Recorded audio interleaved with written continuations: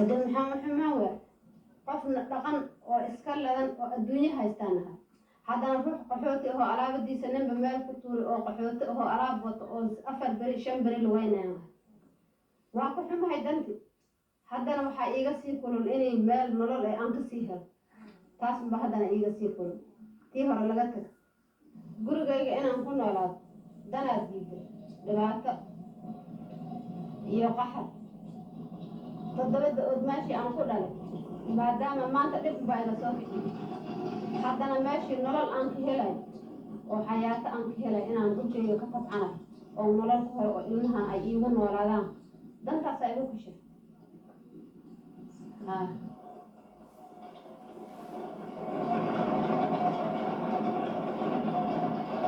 Av banditernas röveri och strider mellan olika klaner har hälften av Somalias 7 miljoner invånare gjorts till flyktingar. 1 miljon har flytt utomlands, 2-3 miljoner har dragits till de somaliska städerna av rykten om mat och trygghet. Röda Korset räknar med att Somalia kommer att vara beroende av utländsk hjälp i minst 8 år till, nu när bönderna och nomaderna lämnar sina möjligheter att försörja sig.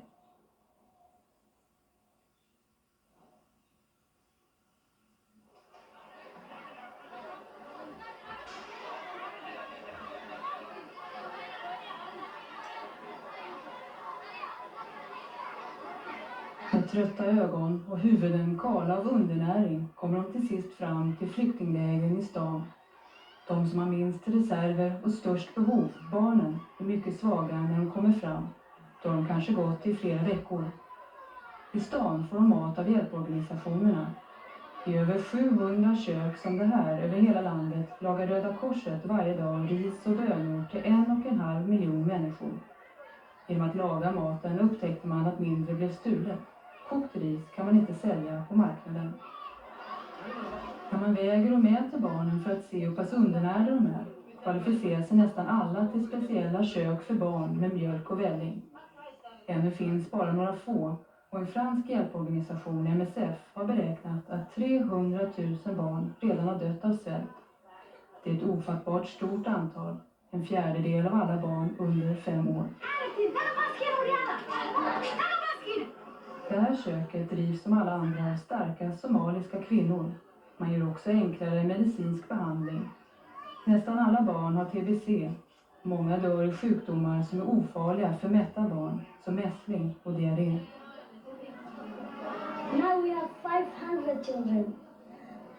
150 mostly are very severe children. And others are moderate.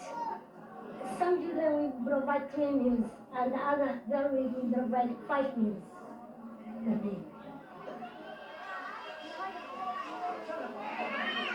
På bara 2 veckor kan ett barn återhämta sig så pass att det lilla plastbandet runt armen blir för smalt. Men orsakerna till att barnet blivit undernärt överhuvudtaget tar längre tid att reda ut. Every Somali who has knowledge and who is really thinking, he's really sorry about what is going on, but he can't do anything of it. Unless everybody believes that this is not good and stop and put the gun aside and forget about that, and then we could come and talk and build a government again. How do you feel about men with the guns? I felt they are really mad people. And okay, I could see a lot of things that's not good and going on in here, and sometimes it's difficult even to tell. Yeah.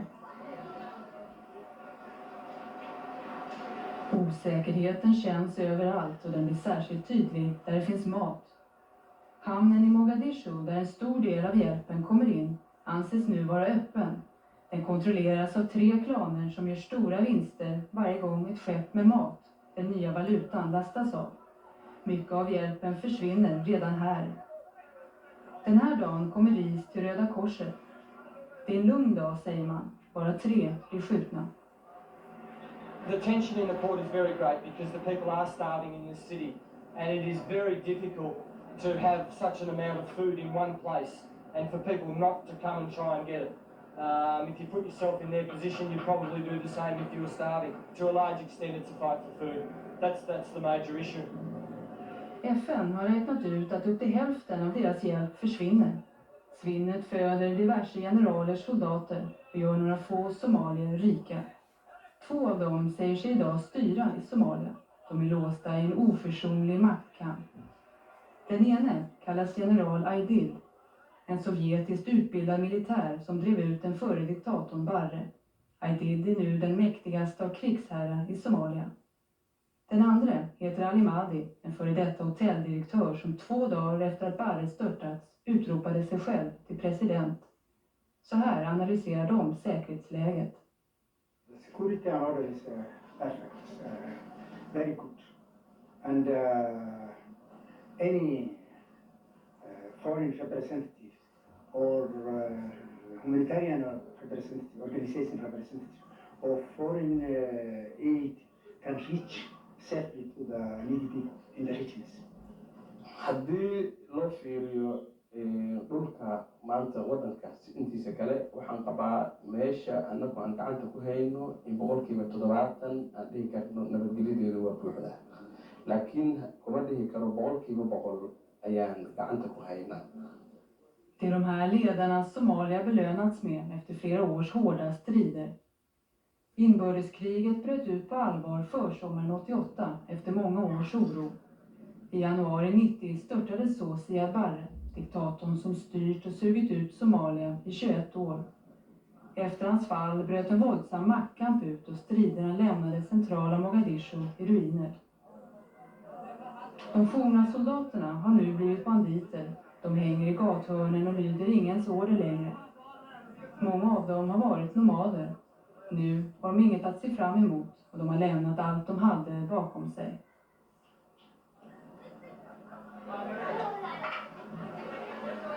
Många pojkar vi ser är också beväpnade. När man är 10 år leker man på en stridsvagn. När man är 12 bär man vapen. I våras slöts ett eldupphöravtal mellan Ali Mahdi och general Aidid efter medling av FN. Nu råder ett förlamande status quo. Ingenting fungerar, inga sjukhus, inga skolor och stan är fortfarande delad. Här är en av 2 gränsövergångar mellan norra och södra Mogadishu. Ingen av ledarna verkar heller beredd att ge upp. We are depending on the value of our people, the liberty, the democracy, the rights, the safety of our people. So I'm not responsible for what happened. haddii mas-uuliyad ay jirto waxaa iskale Aidid iyo gruubkiisa oo dagaal ku wada meel walba oo Soomaaliya ka mid ah ayagaana qaadi doona mas-uuliyadeeda maanta iyo tabiriba.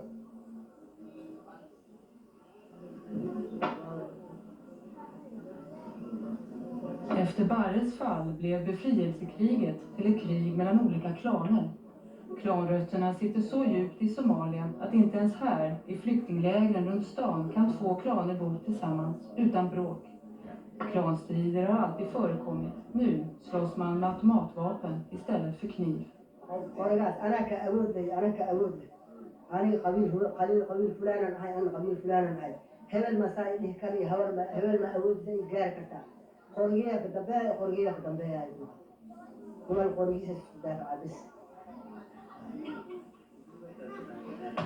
Det finns inget ord för vän på somali, men det finns ett ord för en tillfälligt vänligt sinnad person från en fientlig klan. Allianser mellan klanerna bildas och bryts lätt och ofta. Klansystemet har alltid utnyttjats av politiker till att splittra landet. Nu är den egna klanen människornas enda trygghet, deras identitet och livförsäkring.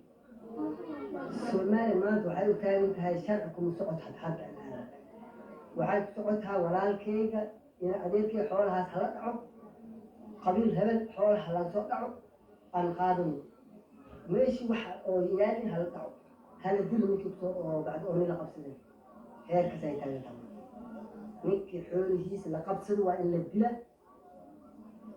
nin xoolo lehna ma jiro ninkii qori wata xoolo leh. This clan fighting was traditional for us.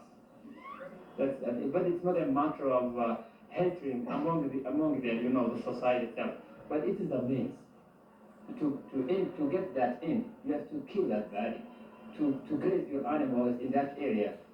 These people are blocking, so you have to break that block. Breaking the block is killing the others. So I think the main theme is not a sort of hatred or enmity among the clans, but it is a competition of the resource itself. I think that's the main thing.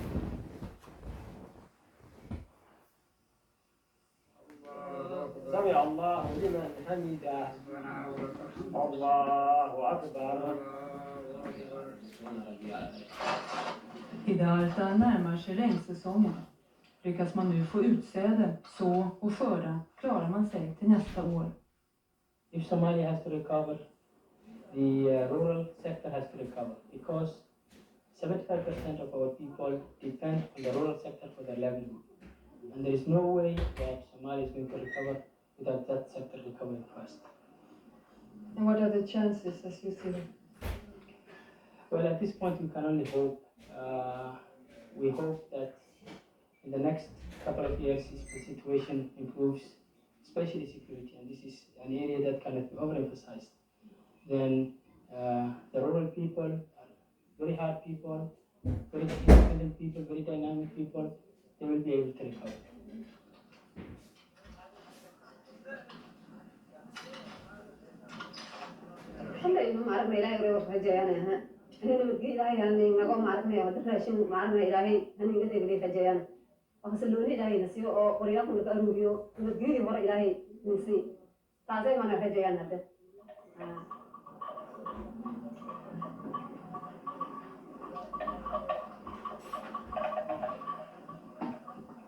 وقته ساعة اسكتوا إلهي أما هلا عند أبوك الدلع أسيه يسمعون إلهي وسجال الدولة أنا بفكر مركز وقتها ساحنا ندي سيوفي أنت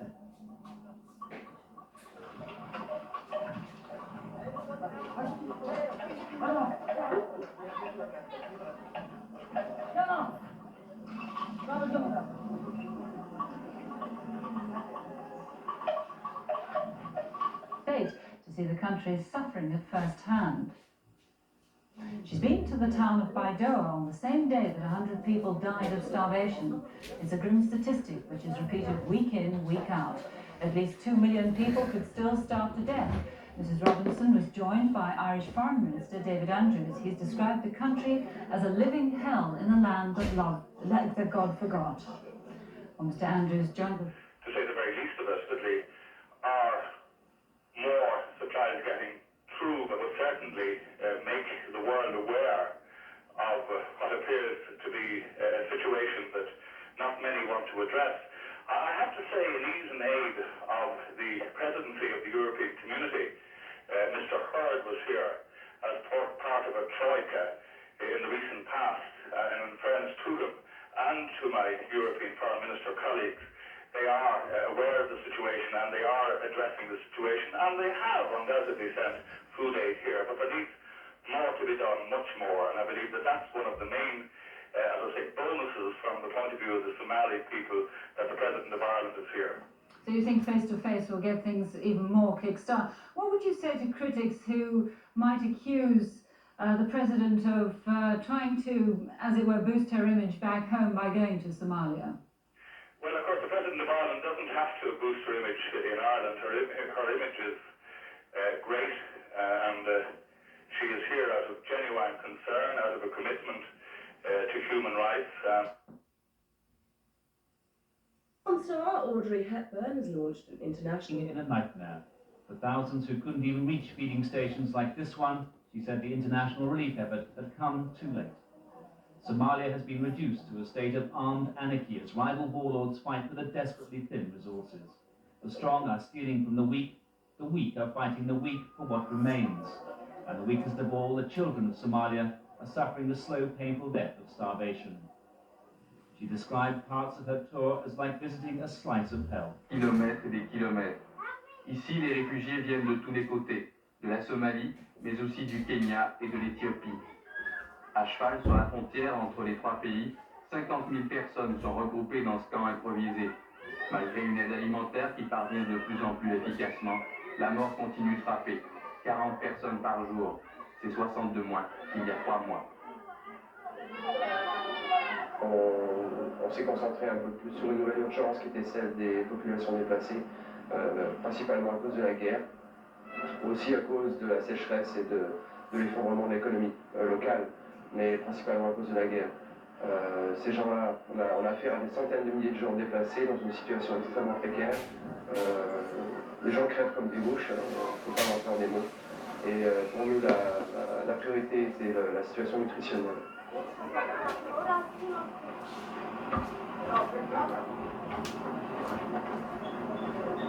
Cette migration de la faim impressionne par son ampleur. Au total, 300 000 personnes ont déjà traversé la frontière kenyenne pour fuir la guerre et trouver un peu de nourriture. L'ONU prévoit qu'ils seront 600 000 d'ici la fin d'année. À Ifo, une ville imaginaire créée de toutes pièces par les organisations humanitaires, on tente tant bien que mal de subvenir aux besoins de ces Somaliens.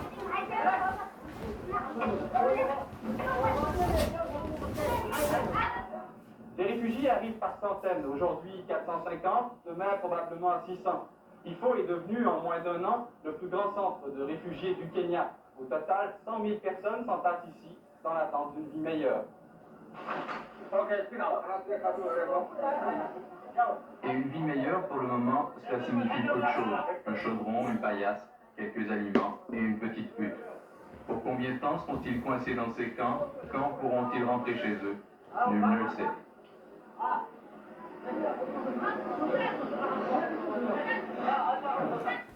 Dans le nord du pays, même scénario catastrophe, avec un peu plus de violence. À l'hôpital d'Hargeisa, les victimes des mines antipersonnelles se multiplient. Ce matin-là, 2 jeunes garçons avaient sauté sur l'un de ces engins, en pleine ville. British hand grenades, Egyptian hand grenades, Russian mines, the American M14 anti-personnel mine, Pakistan. De l'autre côté de la ville, une société anglaise tente de déminer le terrain. 1600 km de route sont condamnés, le travail est complexe et dangereux. Pencil box mine, which is made of wood. Aujourd'hui, l'équipe de Rimshire est contrainte de rester en ville. Hier, un groupe armé leur a volé leur véhicule de travail. C'est aussi ça, la Somalie. Bertel Leblanc, TVA. Många skulle behöva nya operationer för att plocka bort splitter och kulor som är påtagliga minnen från inbördeskriget. I was going to Stockholm, and they don't allow me to go to Stockholm. Would you want to go to Sweden? I want to get a life. På den här platsen har jag bott i 10,5 månad, berättar Said.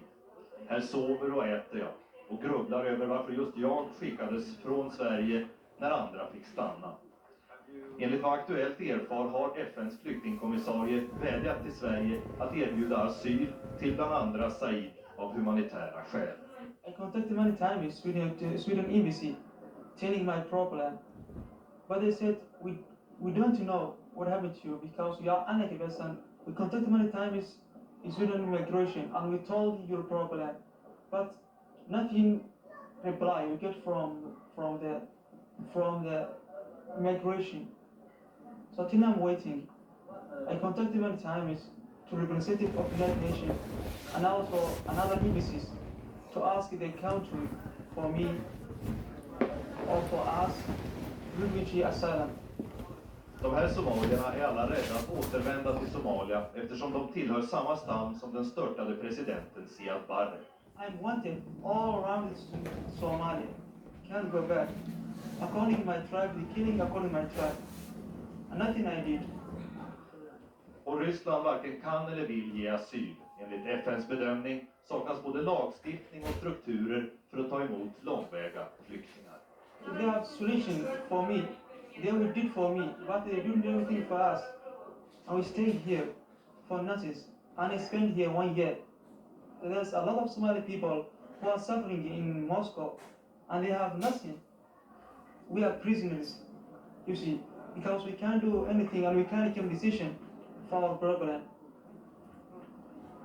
We are prisoners, like prisoners. Det började i november förra året. Då kom Said till Stockholm. Några dagar senare beslutar Invandrarverket att han ska avvisas. Said får tillsammans med några kamrater eskort av svensk polis till Kenias huvudstad Nairobi. Kenya var det första land Said flydde till, därför är det där han ska söka asyl. Här begås kanske det misstag som kostat Said nästan 1 år på flygplatsen. De svenska poliserna lämnar Said och de andra på internationellt område. De ser aldrig om somalierna kommer in i Kenya. Inom kort är Said tillbaka i Moskva. Han blev inte insläppt i Kenya. Invandrarverket får så småningom reda på var han finns och vänder sig till FNs flyktingkommissariat med frågan: togs de någonsin emot av Kenya? Kom de aldrig in i Kenya är ansvaret nu Sveriges. Detta var i mars i år, 4 månader efter det att han kom till Sverige. Idag, 7 månader senare, säger Invandrarverket att man fortfarande inte fått något svar från flyktingkommissariatet och att man därför inte kunnat göra något i saken. Aktuellt har sökt FNs flyktingkommissariat men inte fått någon kommentar därifrån. Så medan myndigheterna spanar mal bor Said sedan snart 1 år på en kartongbit på flygplatsen i Moskva. So donors are meeting in Geneva to discuss a relief plan. Beryl Frankel has that. The 100-day countdown began here in a Geneva conference room, thousands of miles away from Somalia's hungry millions. UN Special Envoy Mohamed Sanoun said he was satisfied with the outcome. Delegates have promised to support an $83 million program which will boost monthly food deliveries to Somalia by more than a third. Its success will be judged on whether children like this live to see the new year. The emphasis will be to deliver food to remote areas. The UN now admits it responded too slowly to the catastrophe. Non-governmental organizations too have been critical of rivalry between aid agencies. An investigation into problems caused by lack of coordination seems likely. In the meantime, field workers will attempt to rebuild hundreds of miles over barren country to makeshift feeding centres. Ed Bradley reports. We touched down in Baidoa on a United States Air Force cargo plane along with 12 tons of desperately needed food. But today, after 9 months of famine and 100,000 people already dead of starvation, not enough of that food is getting through to all those who need it. Starving Somalis from hundreds of miles away are flocking to Baidoa, where there are feeding centers. If these centers weren't here for feeding, they'd all be dead. They'd all be dead. Anita Ennis, who works for the Irish relief organization Concern, introduced us to Hawa, who was so weak from hunger, she had to be carried into the Concern Center from a nearby village. You think you can build her back up? Oh yeah, it takes time. It takes a considerable amount of time. And the rest of her family? She's losing. Gone. She's gone. She's nothing. But it's amazing that for her weight, 16 kilos, like 15 years of age. But 16 kilos, that's about 40 pounds. Yeah. How long does it take for you to see that? It varies with each child. Each day will see some improvement. Like they're lying down today, they might sit up tomorrow, they might smile the next day. How old is this one? And this child came in the 21st, and that he was 10 years old. 10 years old? 10 years old, yes. Despite the feeding centers, there are still 200 people a day in Baidoa alone dying of hunger and malnutrition. In Somalia, a quarter of all children under 5 have already died. Father Angus Finucane, who is the head of Concern, has seen the worst of it. Here in between towns, which isn't the big towns, to walk across the town here in 40 to 45 minutes, more than 10,000 people have died in the space of 2 months. And that's just, of starvation, that's just criminal. Criminal, Finucane says, because this is a famine caused by gunmen, not nature. Gunmen who've destroyed villages and looted food supplies. A year and a half ago, local warlords and their gunmen toppled Somalia's dictator. Then they turned on each other.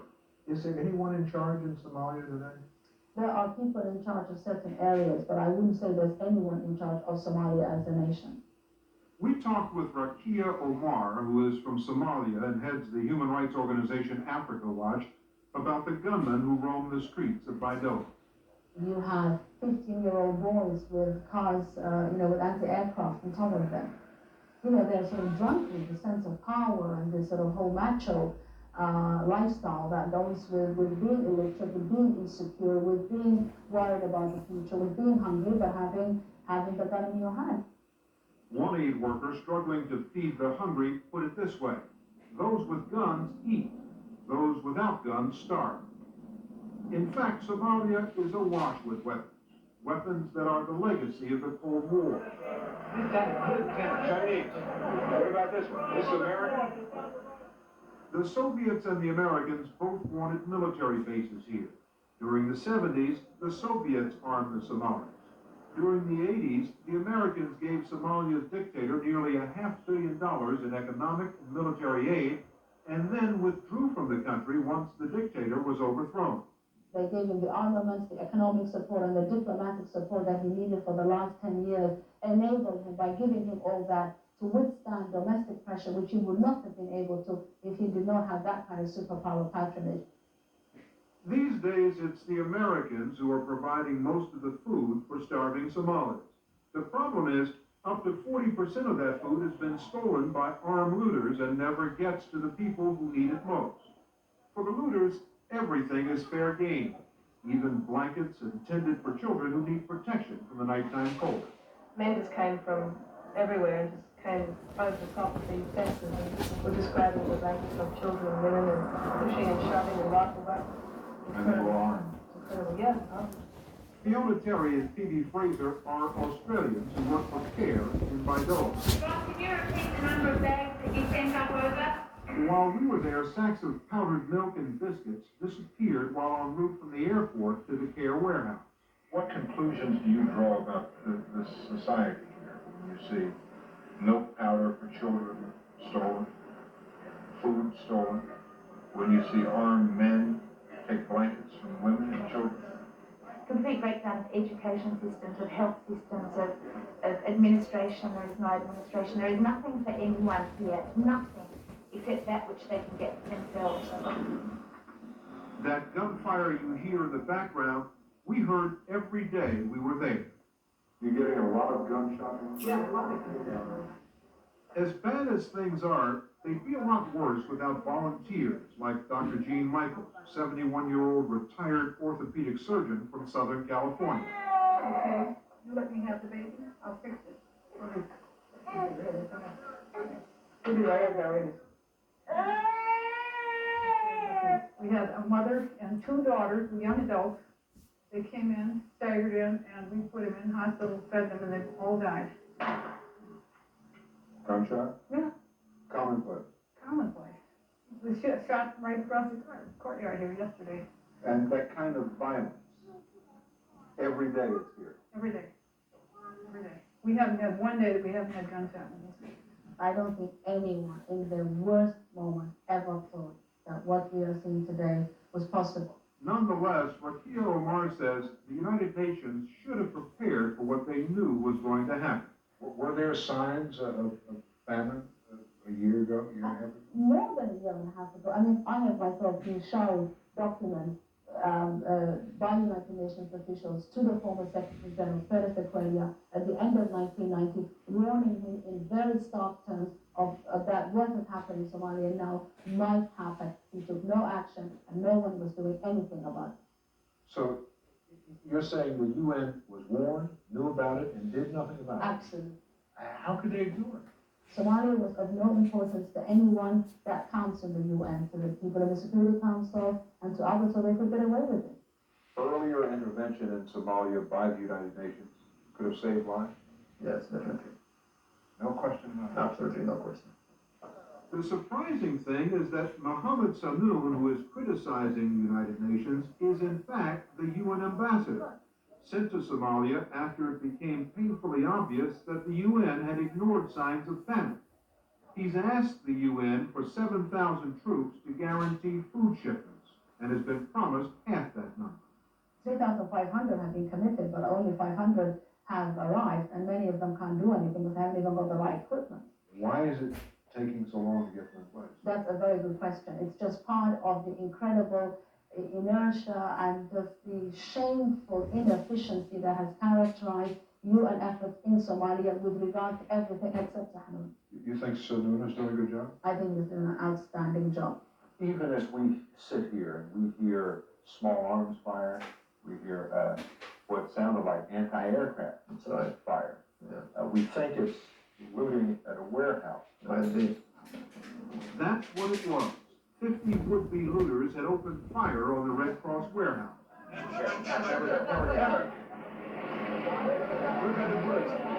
This is just today. No, it's just nothing.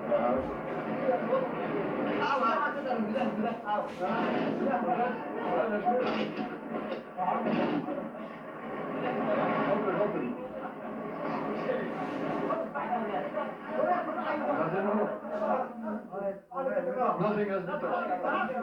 The 70 armed men employed by the Red Cross managed to hold off the attackers this time. But Ambassador Sunun insisted they weren't enough. So he tried to strike a deal with the local warlord to protect the Red Cross warehouse. So why don't you increase the security? And if you need some food, we can give you food for that. The Red Cross already pays its security men with about 10% of the agency's food supply to fight off looters. Trevor Larby manages the warehouse. It happens quite regularly. In the last 2 months, 6 to 7 times at least. 6 to 7 times in 2 months? At least once a week. And always with guns? Usually most of the time, yeah. Because everyone has a weapon here. So, I mean, do you feel that you're secure now, that this will put an end to it, or this is just one more in a long line of attacks? Yeah, one more in a long line. It's an ongoing thing. You're going to face this again? Yeah. Ambassador Sunun was concerned an attack might come the next day when the President of Ireland planned to arrive on a fact-finding mission. Sunun considered canceling the visit, but Ireland's President, Mary Robinson, decided it was worth the risk to come to Baidoa. You don't see too many presidents in Baidoa. So they told me. What brings you here? I'm here, if you like, as President of the Irish people who have known famine and who know that the world must take action on it, that we all have a responsibility. I've seen this morning children dying. I've seen them disease, I see flies crawling over their eyes. And you can see that on your television set. How do you turn away? How do you turn away? Every morning in Baidoa, just after daybreak, a bus collects those who died during the night. Their bodies sometimes wrapped for burial in empty grain sacks. This tragedy won't end soon, but there are signs of hope. For instance, 2 months ago, 15-year-old Muhammad Osman was left for dead, lying motionless by the side of the road next to a boy who just died of hunger.